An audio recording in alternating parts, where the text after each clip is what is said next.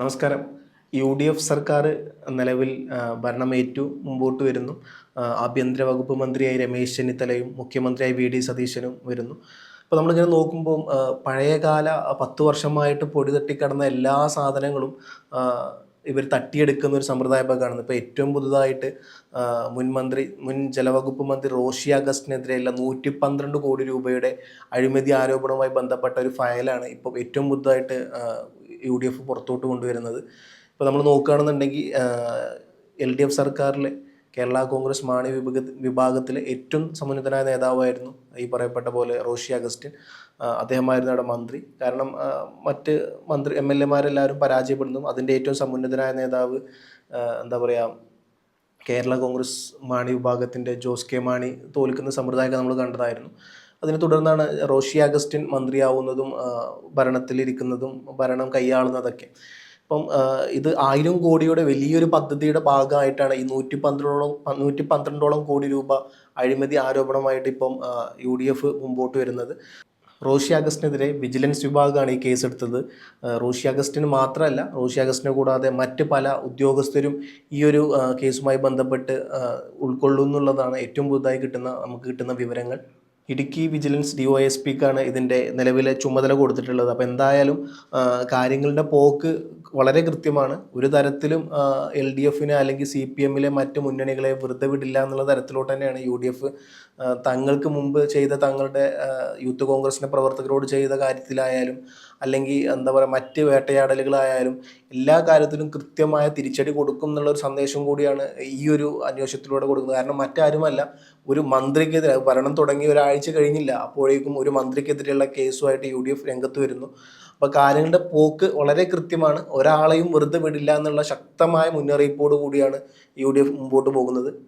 അപ്പോൾ നമ്മൾ നോക്കുകയാണെന്നുണ്ടെങ്കിൽ ഈ ഒരു കേസ് കൊടുത്തിട്ടുള്ളത് കോഴിക്കോട് തലസ്ഥാനമായി പ്രവർത്തിക്കുന്ന FSIT residential destination private limited കമ്പനിക്കാണ് ഈ കരാറ് കൊടുത്തിട്ടുള്ളത്. അപ്പം ഈ കരാറുമായി ബന്ധപ്പെട്ടിട്ടാണ് ഏറ്റവും വലിയ പ്രശ്നം ഇപ്പോൾ മുമ്പിൽ നിൽക്കുന്നത്. ഇത് കൊടുത്തിട്ടുള്ളത് മറ്റാരുമല്ല, തൊടുപുഴ കോൺഗ്രസ് ബ്ലോക്ക് വൈസ് പ്രസിഡൻ്റായ ബേബി ജോസഫാണ് ഈ ഒരു പരാതിക്കാരൻ എന്ന് പറയുന്നത്. അപ്പം അദ്ദേഹം പറയുന്നത് ഇവിടെ മാത്രമല്ല, പാലക്കാട് മറ്റ് ജില്ലകളിലും, പാലക്കാട് എറണാകുളം പോലത്തെ പല ജില്ലകളിലും ഇതേ കമ്പനിക്ക് ടെൻഡർ കൊടുത്തിട്ടുണ്ട് എന്നുള്ളതാണ്. ഇതിൽ അദ്ദേഹം പറയുന്ന മറ്റൊരു പ്രധാനപ്പെട്ട കാര്യം, ഈ ടെൻഡർ സമയത്ത് ബാക്കി ഒരു കമ്പനികളും അവിടെ വന്നിരുന്നില്ല. അങ്ങനെ ഒരു സമ്പ്രദായം ഉണ്ടായിക്കഴിഞ്ഞാൽ സ്വാഭാവികമായിട്ടും അവിടെ റീടെൻഡർ നടത്തണം. അങ്ങനെ റീടെൻഡർ നടത്താണ്ടെയാണ് ഈ പറയപ്പെട്ട പോലെ FSIT residential destination private limited കമ്പനിക്ക് വേണ്ടിയിട്ട് എഴുതി കൊടുത്തത് എന്നുള്ള സംഭവമാണ് വരുന്നത്. അപ്പോൾ നമ്മൾ പറയുമ്പം ഈ പറഞ്ഞ പോലെ ഇടുക്കി ഈ സംഭവം മാത്രമല്ല, മലങ്കര ടൂറിസം പദ്ധതി മാത്രമല്ല, 1000 കോടിയോളം രൂപ വരുന്ന വലിയ പദ്ധതിയുടെ ഭാഗമാണ് ഈ മലങ്കര ടൂറിസം പദ്ധതി എന്ന് പറയുന്നത്. അതുകൂടാതെ പാലക്കാടത്തെ ടൂറിസം പദ്ധതിയുമായി ബന്ധപ്പെട്ട കാര്യങ്ങളും അതുപോലെ തന്നെ എന്താ പറയുക എറണാകുളത്തെ കാര്യങ്ങളും ഇതെല്ലാം കൊടുത്തത് ഇതേ കമ്പനിക്കാണെന്നുള്ളൊരു കാര്യം ഇതേ പരാതിക്കാരൻ ഉന്നയിക്കുന്നൊരു കാര്യമാണ്. അപ്പം കാര്യങ്ങളുടെ നിലനിൽപ്പ് വളരെ ഗുരുതരമാണ്. ഇത്തരത്തിലായിരിക്കും ഇനിയുള്ള UDFൻ്റെ മുമ്പോട്ട് പോക്ക് എന്നുള്ളത് നമ്മൾ വളരെ ആകാംക്ഷയോടെ കാത്തു നിൽക്കുന്ന ഒന്ന് തന്നെയാണ്. ഈ പദ്ധതിയുമായി ബന്ധപ്പെട്ട് നേരത്തെ തന്നെ വിജിലൻസിന് കേസ് കൊടുത്തതായിരുന്നു. പക്ഷേ അന്ന് ഈ പറഞ്ഞ പോലെ വിജിലൻസ് കാര്യവുമായി ബന്ധപ്പെട്ട് മുമ്പോട്ട് പോയിരുന്നില്ല. പക്ഷേ ഇപ്പം സർക്കാർ മാറിയപ്പം പുതുതായിട്ട് വീണ്ടും കേസ് ഫയൽ ചെയ്യുന്നു.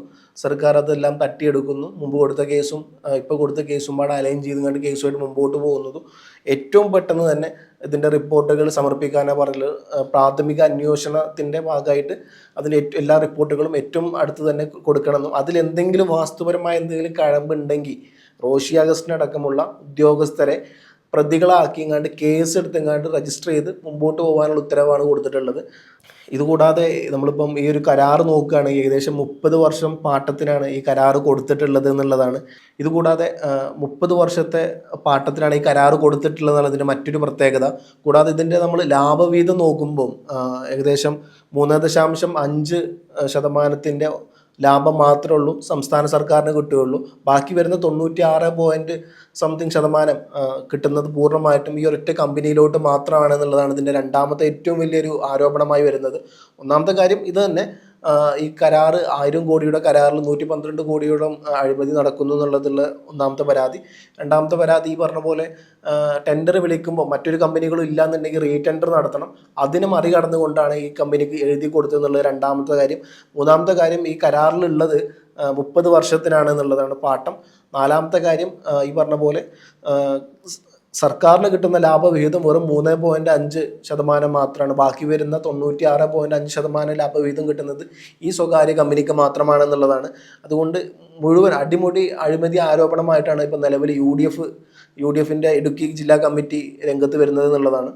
2023 ഈ കരാറ് പദ്ധതി പൂർത്തീകരിക്കുന്നത്.